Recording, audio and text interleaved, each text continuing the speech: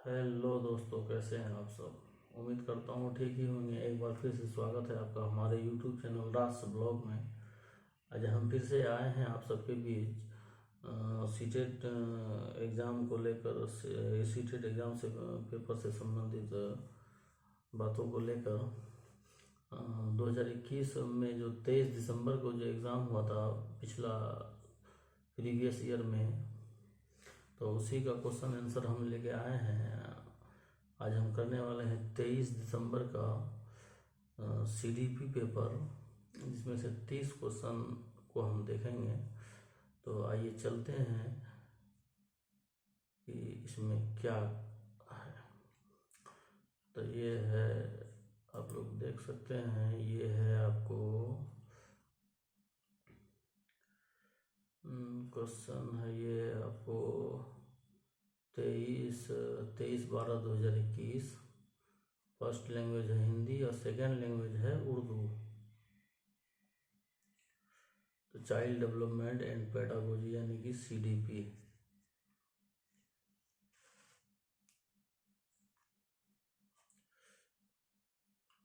तो आइए देखते हैं क्वेश्चन नंबर 1।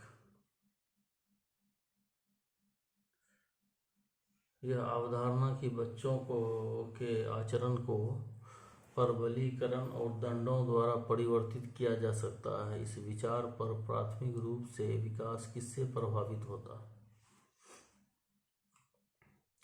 इसका आंसर है ऑप्शन नंबर 2, आनुवंशिकता और वातावरण से। तो क्वेश्चन नंबर दूसरा है, एक बच्चा पेंसिल पकड़ने और लिखने से पहले गेंद फेंकने की क्षमता पा लेता है।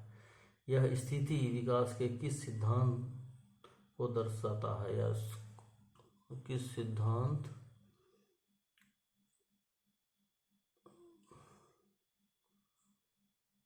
को दर्शाती है। इसका आंसर है ऑप्शन नंबर 1, शीर्षगामी सिद्धांत।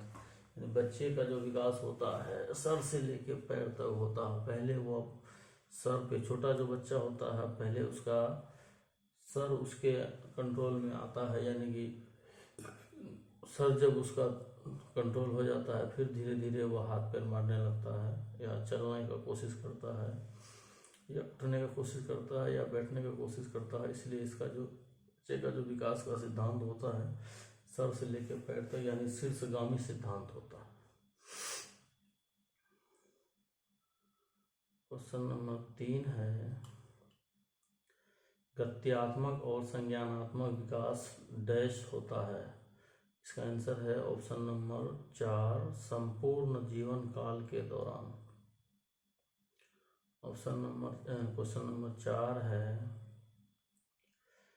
बच्चों के प्राथमिक समाजीकरण के लिए निम्न में से कौन सी संस्था जिम्मेदार है। इसका आंसर है ऑप्शन नंबर 3, परिवार। बच्चे का जो समाजीकरण होता है सबसे पहले वो परिवार में ही होता है, यानी माँ बाप के द्वारा होता है। इसलिए बच्चे का प्रथम समाजीकरण जो होता है परिवार में होता है, और द्वितीय समाजीकरण जो है वो स्कूल में होता है या अपने सहपाठियों के साथ होता है। क्वेश्चन नंबर 5 है, भाषा एवं चिंतन के संदर्भ में जीन पियाजे के अनुसार निम्न में से कौन सा कथन सही है। तो इसका आंसर है ऑप्शन नंबर 2, भाषा चिंतन का निर्धारण करती है। क्वेश्चन नंबर 6 है, 2 गिलासों में समान मात्रा में जल है यानी पानी है, परंतु अनु सोचती है कि लंबे गिलास में छोटे और चौड़े गिलास से अधिक जल है। तो जीन पियाजे के अनुसार अनु की सोच का आधार क्या है। तो इसका आंसर तो हो जाएगा ऑप्शन नंबर 1, केंद्रीयता, यानी कि ये कोई भी चीज़ का एक ही पहलू को देखता है, दूसरे पहलू को नहीं देख सकता है। या यूँ कहें कि बच्चे को ये मालूम नहीं होता है कि छोटा गिलास है या अगर लंबा गिलास है या चौड़ा गिलास में, और पानी दोनों में समान है। अगर आधा लीटर पानी है, आधा लीटर पानी अगर चौड़ा गिलास में भी डालेगा और पतला गिलास में भी डालेगा तो पानी तो उतना ही रहेगा, क्योंकि गिलास का आकार बड़ा छोटा है इसलिए देखने में बड़ा छोटा लगेगा। इसलिए इसका आंसर ऑप्शन नंबर हो जाएगा एक केंद्रित, या इसमें चूंकि एक ही पहलू को देखता है बच्चा।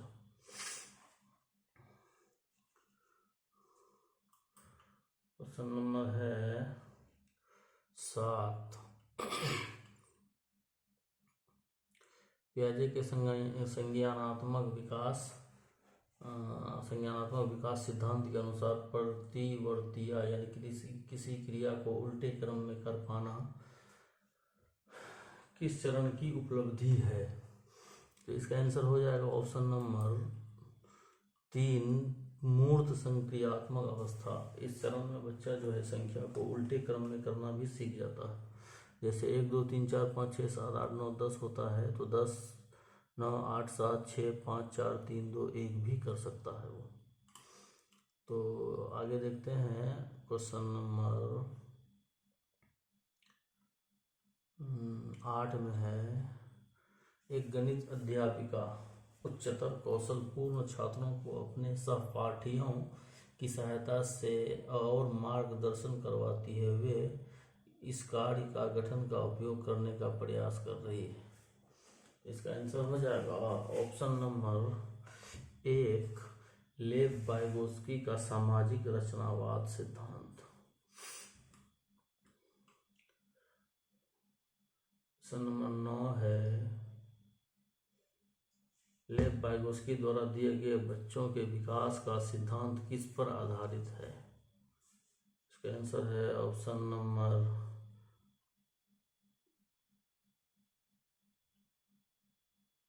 3, भाषा और संस्कृति।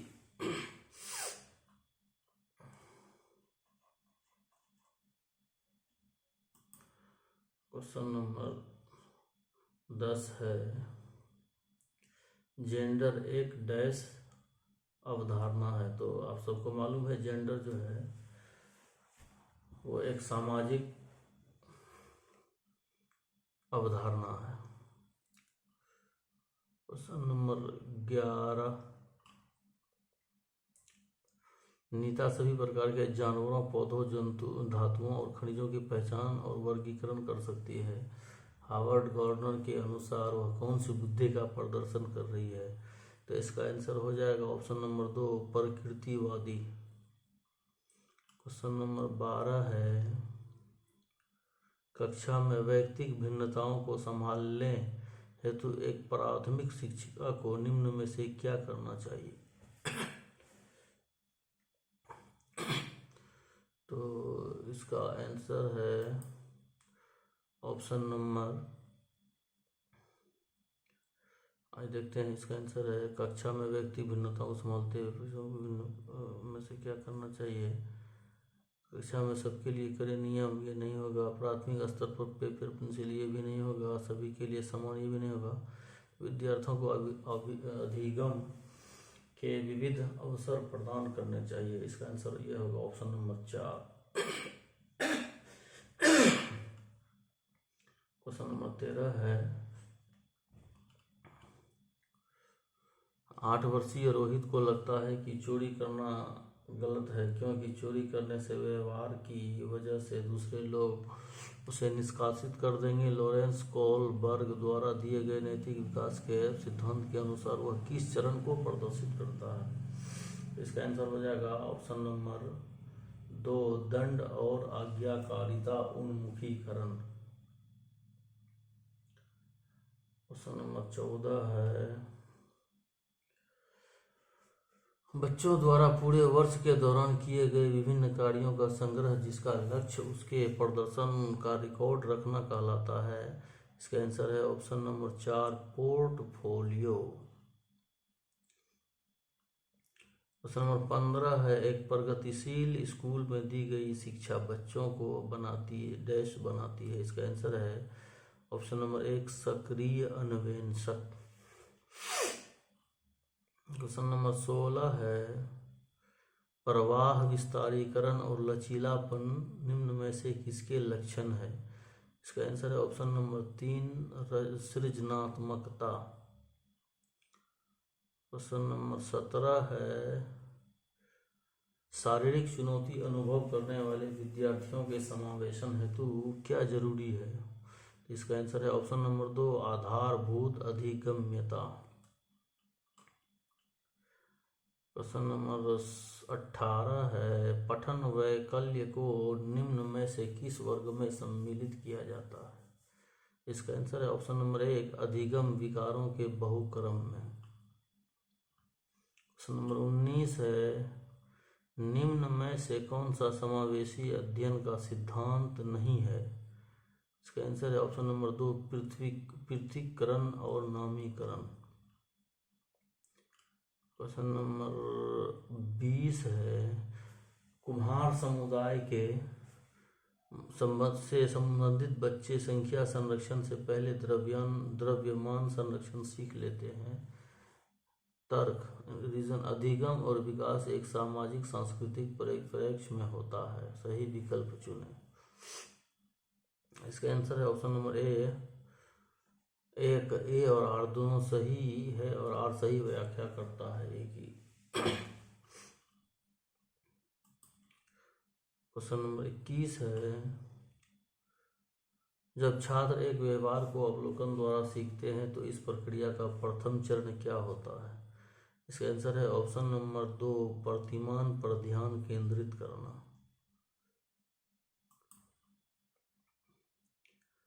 क्वेश्चन नंबर 22 है अधिगमकर्ताओं द्वारा की गई त्रुटियों को समझना एक अध्यापिका के लिए महत्वपूर्ण है क्योंकि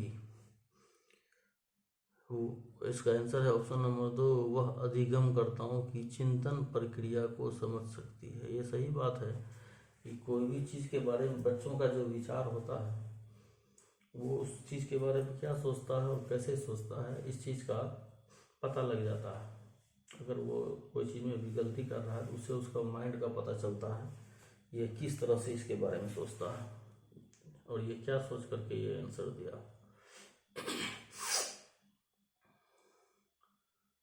क्वेश्चन नंबर 23 है राष्ट्रीय शिक्षा नीति यानी NEP न्यू एजुकेशन पॉलिसी 2020 यानी कि राष्ट्रीय शिक्षा नीति 2020 के अनुसार अधिगम डैश होना चाहिए। विषय वस्तु अभिमुखी नहीं, पाठ्य पुस्तक केंद्रित नहीं। इसका आंसर है ऑप्शन नंबर 3 प्रयोगात्मक।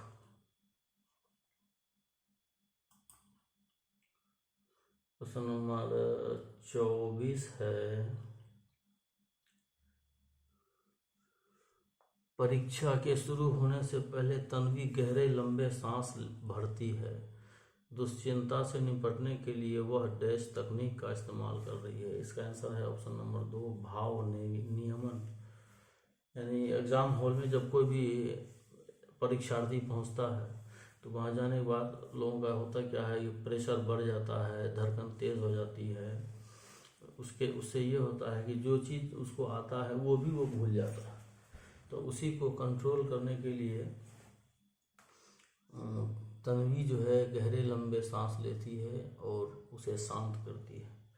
इसलिए इसका आंसर हो जाएगा ऑप्शन नंबर 2 भाव नियमन। क्वेश्चन नंबर 25 है कोविड-19 महामारी के में तालाबंदी के दौरान बिना किसी बढ़ावा दिए ही रोहिणी अपनी बड़ी बहन के पास मौजूद कहानियों की पुस्तकों को पढ़ना पसंद करती है। रोहिणी इसका आंसर है ऑप्शन नंबर 2 स्वप्रेरित अधिगमकर्ता। क्वेश्चन नंबर 26 है बच्चों के द्वारा गृहीत वैकल्पिक संकल्पनाएं और भ्रांतियां क्या दर्शाती है? इसका आंसर ऑप्शन नंबर 2 किसी संप्रदाय के बारे में सहज विचार। क्वेश्चन नंबर 27 है निम्न में से कौन सी शैक्षणिक योजनाएं एक प्राथमिक स्तरीय कक्षा के लिए प्रभावकारी है? तो इसका आंसर है ऑप्शन नंबर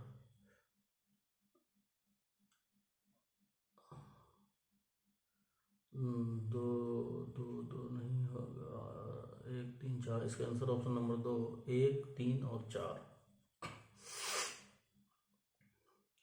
प्रश्न नंबर 28 है, एक प्राथमिक शिक्षिका अपने छात्रों को सभी जानकारियों को कम से कम 5 बार अपनी कॉपी में लिखने के लिए कहती है। शिक्षण की यह विधि, इसका आंसर है ऑप्शन नंबर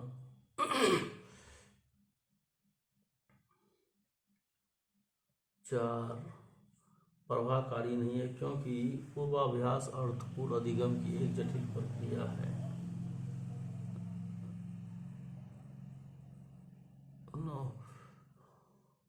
तो इसका आंसर ऑप्शन नंबर 3 प्रभावकारी नहीं है, क्योंकि केवल पूर्वाभ्यास करना अर्थपूर्ण अधिगम की उपयुक्त तकनीक नहीं है। इससे इसका मतलब यह हुआ कि बच्चे को अगर कोई भी चीज़ आप सिर्फ कॉपी में लिख दीजिएगा कि A for Apple, B for ball को याद करते रहो, तो उससे उसको समझ में नहीं आएगा। जब तक कि उसको उस चीज़ से रिलेट करके नहीं पढ़ाइएगा, तब तक उसको समझ में नहीं आएगा कि A फॉर एप्पल का मतलब जो सेब होता है, सेब होता कैसा है, ये कैसा दिखता है। इसीलिए सिर्फ एक्सरसाइज कराने से अर्थपूर्ण अधिगम यानी कि अच्छी जानकारी की निशानी नहीं है। अर्थपूर्ण अधिगम यानी अच्छे सीखने की निशानी नहीं है। क्वेश्चन नंबर 29 है, निम्नलिखित में से कौन सी योजना समस्या समाधान के लिए प्रभावशाली है? इसका आंसर है ऑप्शन नंबर 2, 1 और 2। क्वेश्चन नंबर 30 है, निम्न में से कौन सा क्रियाकलाप बच्चों के सीखने में उपयुक्त पूर्व ज्ञान का उपयोग नहीं करता? इसका आंसर ऑप्शन नंबर 1 रटना, यानी रटने में बच्चे का पूर्व का ज्ञान का कोई मतलब नहीं बनता है। पहले से वो जो जानता है उसका कोई इसमें रोल नहीं है, क्योंकि उसको सिर्फ रटा दिए कि A for Apple, B for ball करते रहो, तो वो करके उसको पूर्व ज्ञान का कोई मतलब नहीं बनता। इसी के साथ हमारा CDP का 30 क्वेश्चन पूरा हुआ। उम्मीद करता हूँ आप लोगों को ये वीडियो अच्छा लगा होगा, और हमारे चैनल राज ब्लॉग RAAZS+VLOG ब्लॉग राज ब्लॉग को सब्सक्राइब करें, बेल आइकन दबाएं, हमारे वीडियो को लाइक करें, शेयर करें और चैनल को सब्सक्राइब करें। इससे हमें मोटिवेशन मिलेगा और इससे ज़्यादा करने के लिए हमें हिम्मत मिलता है। इन्हीं चंद बातों के साथ हम अपनी बात को ख़त्म करते हैं। जय हिंद, जय भारत।